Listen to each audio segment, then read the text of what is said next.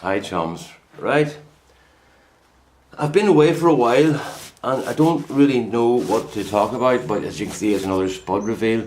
These are Cara, and well, I hope to get a few good spuds out of it because the youngsters are home from England at the moment and they were looking forward to these because they say they haven't had a homegrown spud since they went away. So we'll get some of these for tonight.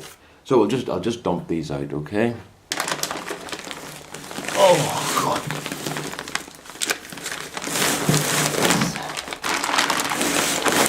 Oh, this is nice. It's not that. It's been very, very wet here for a couple of weeks, but it's not too heavy. The bag slipped off nice and easy. Right, folks.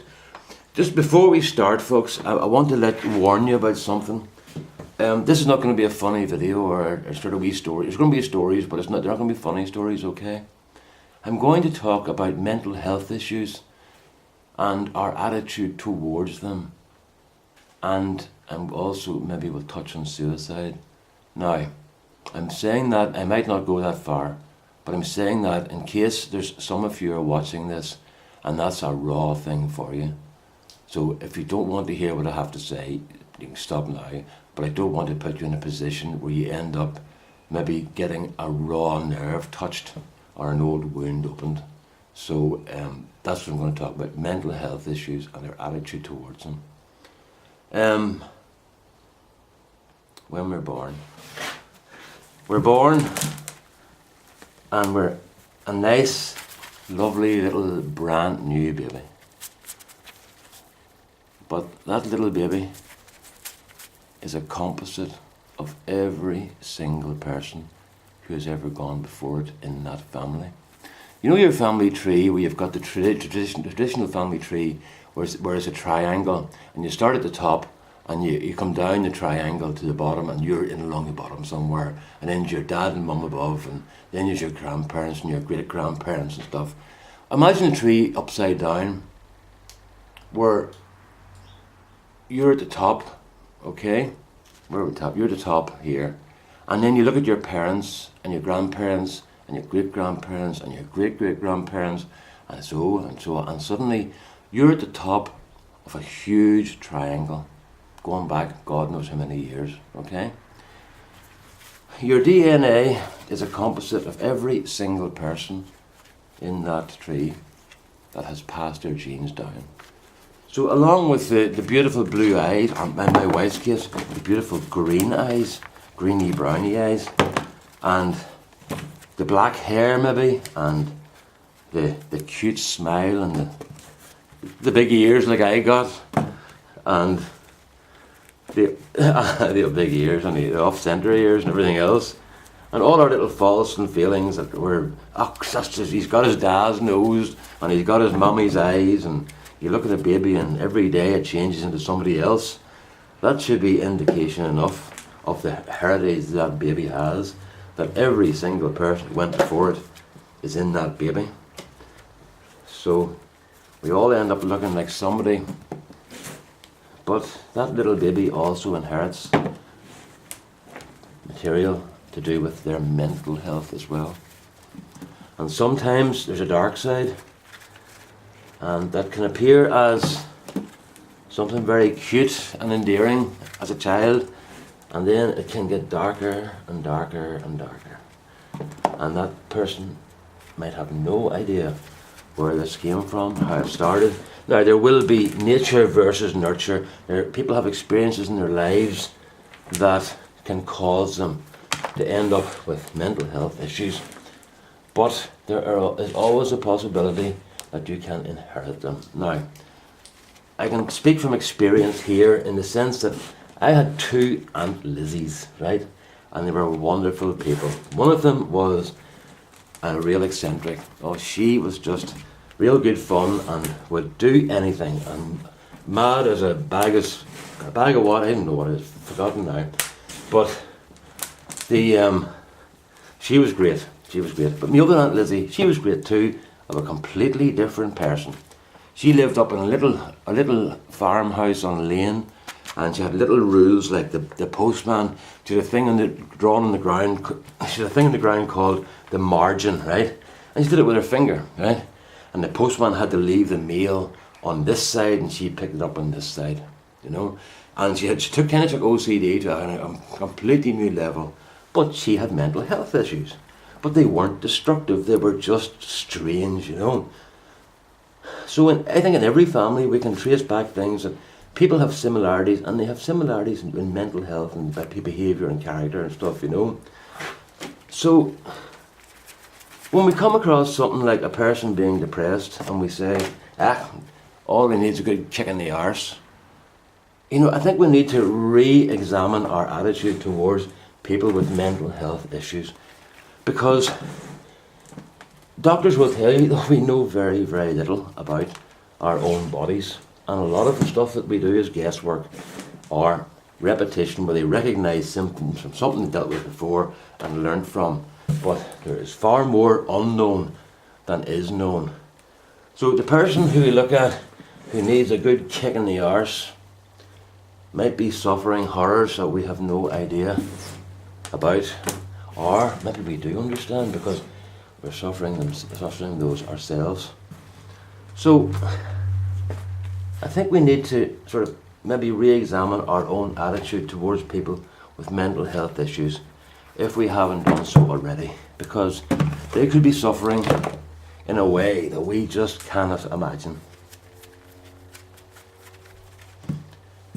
There's another issue: suicide. I'm going to talk about this for a minute. People have this attitude where they say, isn't it a very selfish thing to do? Why did they do it? Why did somebody take their own life? And that is not an easy thing to do. Now, you don't need a whole lot of courage to do that. All you really need is to feel useless, or to feel unvalued. It doesn't come down to strength of character or anything else. It comes down to desolation and lack of worth and feeling that you have no value whatsoever. And that's all it takes, folks. It doesn't take a great deal of courage and a great deal of sort of a huge dramatic incident as such. It takes you feeling worthless. That can happen in a whole lot of ways. That can happen, can grow on you. Something can happen that will hit your self-esteem, and that little bit of sort of a setback could suddenly become a huge monster on your back, you know. But this thing of, isn't it a very selfish thing to do to leave the family like that, right? And you say to yourself, why did they do it? Why did they do it? And nobody knows. Maybe a person does that sort of thing to save their family. You know, if someone is suffering from mental health issues that could be damaging their own family, maybe they do it because they know they're driving their family apart. And it doesn't, you know, that's a very selfless thing to do. That is like the ultimate sacrifice. You know, so please, we can't judge people because we do not know what is going on in their head. And what looks to us like something very simple and something very straightforward could be a huge, huge issue for them. So when we're approaching suicide is a big issue here. We have lots and lots of young people committing suicide, and older people too, and middle-aged people.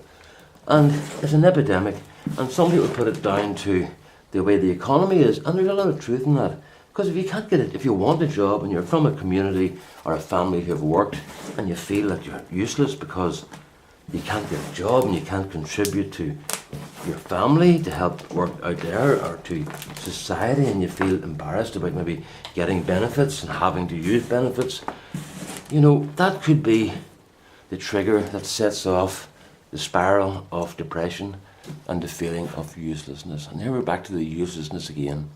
And you know, I'm sure we've all experienced some sort of thing like this. And if you look back at the situation, you'll maybe find that uselessness and that sense of desolation and worthlessness has got a lot to do with it. So, you know, what I would say to you is just re-examine your attitude towards people with mental health issues And maybe sort of think, there, but for the grace of God go I, you know? Because we, as I say, we are all amalgams of everybody who's gone before, and we inherit all those little traits, and we also inherit the dark stuff. So there's not one single one of us that can turn around and say, that will never happen to me, because we simply do not know what is in front of us. So maybe a bit of charity now towards people with mental health issues might come back and benefit you later, you know. So that's all I have to say, folks. I'm not going to put a title on this video other than Potato Reveals such and such, because I don't want to attract a whole load of assholes who might make sort of comments. There's no democracy on my channel. If I don't like something, just delete it and block the person. So that's how it works, and that's how it will continue to work. But as I say, that's something to think about, folks. Just reassess your attitude towards mental health issues. I'm sure that some of you work in mental health situations. I'm sure some of you have counseled people. I'm sure a lot of you have experienced this, you know. So, what am I doing here? There's what we have, folks. I think I'll get a few dinners for us, you know.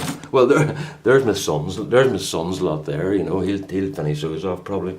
He's into this endurance training, where they do 13-mile obstacle courses and stuff, you know.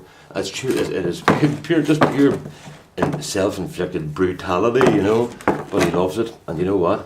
There's back to your DNA again.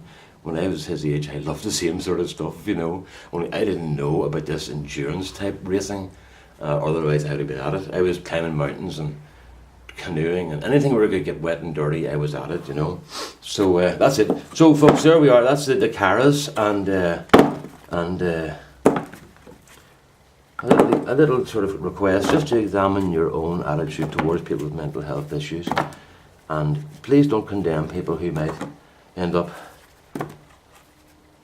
taking their own lives, because we do not know what is going on in their heads, and they could be doing it for us. You would never know. So that's it. Okay, all the best. Now I'm going to get these up to the house and then do a few things, and I'll get on again now. After all that darkness, I've got something really lovely to show you. Where do you see this? This will please Dale Calder and Scott in particular. Isn't that beautiful? I haven't been down here for a brief while. Isn't that really beautiful? Those are Dale's little Dolce. I never say that right. But aren't they beautiful? And then Scott, there's your boys there. The purple ones. Aren't those lovely?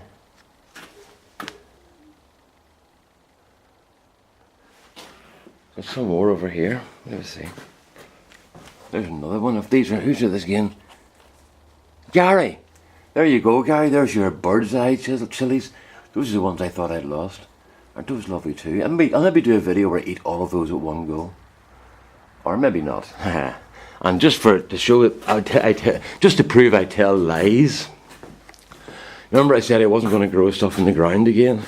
Well, my cousin Connor was talking about dino kale, so I finally got it in. So Connor, there you go. Those boys there are about 8 inches high, and those ones are about 14, 15. And then the ones at the top are just in. So they grow slow, but they're coming on. They've come on rightly this week or so, you know. So folks, there you go. That'll do you. I'll fire us up tonight, and how long do you go for? I don't even know how long I've been talking. 14 minutes, too long. But anyway, there you are, folks. Give that a wee thought and just give yourself a wee bit of a re-examination, and hopefully we'll all learn from just watching what's going on around us. Alright, all the best now. Bye bye.